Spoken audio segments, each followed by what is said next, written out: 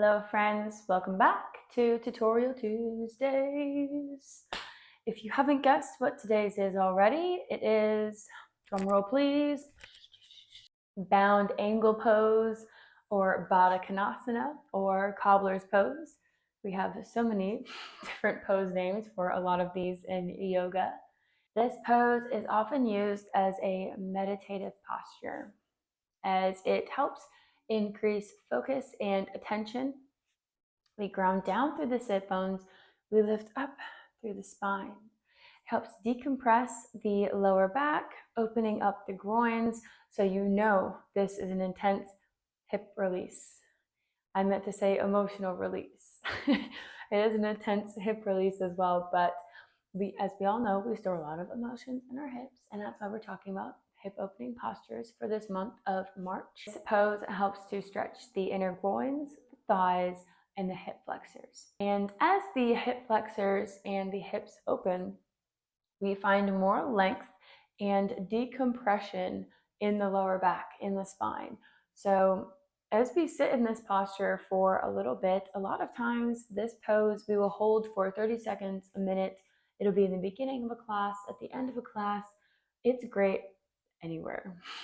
The longer we sit in it, the more we're able to open up, lift up the chest, open up through the back and the spine. It can even extend so far as to help the thoracolumbar fascia, the part that connects to our sciatica that helps with the lower back. It extends all the way through the lower back, this top region of the buttocks, the hamstrings, all the way down through the calves and the feet.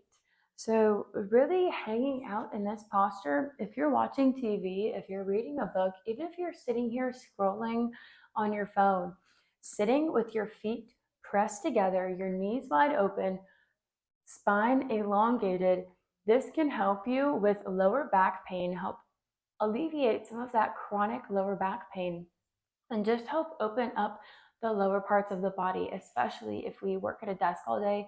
If we're hunched over, we tend to really compress the hip flexors and the lower back. So helping to open these muscles up can really just improve your day. Because this pose does not really dive into the upper body or the arms as much, we really focus on the lower half of the bodily chakras. So we have the root chakra at the base of the spine. We have the sacral chakra right below the navel. And then we have the solar plexus chakra right at the navel. So these chakras are all opened up, aligned. It's a really grounding, connecting pose. We're grounded to the earth beneath us. We're grounded to ourselves. As we just open up, we're close to ourselves, this hip opening posture. We're maybe releasing some emotions, some thoughts, some feelings that we didn't know that we needed to get out. This pose is also great for women in post-pregnancy. So post-op pregnancy, postnatal, really helping to open as it strengthens the pelvic floor. Ladies, this is for you. If you're not pregnant, if you've never been pregnant, if you don't plan on being pregnant, if you've been pregnant 20 years ago, ladies, this pose helps you strengthen your pelvic floor. So good for your health. And also, especially in the second and third trimester, this is one of the poses that we can do. Let your belly hang. Your belly may meet the mat right now. It's a beautiful posture. You can hug your baby and you can really connect to everything inside of you. It's like a nice little hug. Posture is great for basically everyone. The only thing that I say is if we have any inner groin injuries or issues, maybe something just doesn't feel good there, please skip this pose altogether. Don't do it. As a general disclaimer, this posture is very deeply enrooted in the hip opening. So if we have any trauma, any deep-rooted trauma, or any emotional experiences that we have not fully worked through, this posture may bring up some things that maybe we weren't ready to work through. So take it easy. If it is too much for you, don't do it. It may bring some things bubbling up to the surface that we haven't dealt with, and that's okay. But if this is too intense for you, Don't judge yourself. Don't think that you are weird or stupid or anything like that, because you can't function with this basic beginner's pose, because if it is too intense for your mental mind, then it's too intense for your practice in that day, and it may be ready for you tomorrow. You may be able to revisit it at another future week or another future time. Please practice this pose with love and care and listen to yourself. The benefits for this pose are actually pretty long. This list might surprise you. We have enhanced posture by the lengthening of the spine. We have improved flexibility by the opening of the hips. We have improved blood circulation as we open up the sacrum, the pelvic floor. We strengthen the pelvic floor. Because this posture stimulates the lowest 3 chakras, we help to regulate all of the organs, blood flow, circulation, secretion, digestion, metabolism, everything going on down there. We really give it a go and we help open it up. Let it do its thing, let it do its dance. This is a wonderful posture for helping with menstrual cramps or symptoms, or with just balancing and harmonizing the flow of the uterus and the muscles of the lower belly. If you find this pose difficult at all, remember, there is no judgment, absolutely no judgment here. This is a judgment-free zone, okay? We have a few modifications. So first of all, we can just simply scoot up against a wall and use the wall for support of our back. This feels actually really great and nice. We might even be able to let our knees down a little bit more as we press our feet together. We might be able to open up a little bit more. So even if we don't have any issues with our back or our hips, we might find this nice. The second way we can modify this posture is to find a little bit more length for our spine. So if we place a blanket, a folded up blanket underneath our bummity bum, we can lift our hips a little bit more and we find a little bit more space for our lower back to reach up through the crown of the head. This third modification, I want to clarify, if we feel any intense pain, I would not recommend doing this pose. I would recommend just skipping this altogether. If we have any minor discomfort or we just need a little bit more oomph up here, then I would recommend taking 2 blocks, placing them under your knees so we can take a little bit of the pain away from the inner groins. But again, if we have a groin injury or anything substantial, I wouldn't recommend modifying this pose like this. I would recommend honestly just skipping it all together. Who's ready for some variations? Traditional bound angle pose, sending the feet together, knees down, spine lifted.